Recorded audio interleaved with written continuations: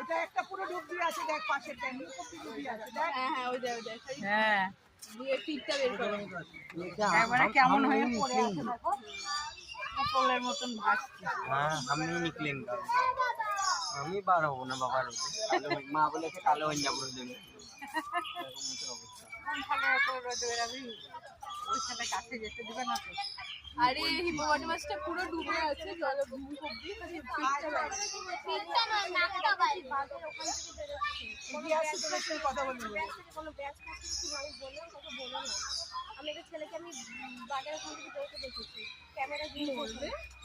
একই ব্যাগটা ছাপা।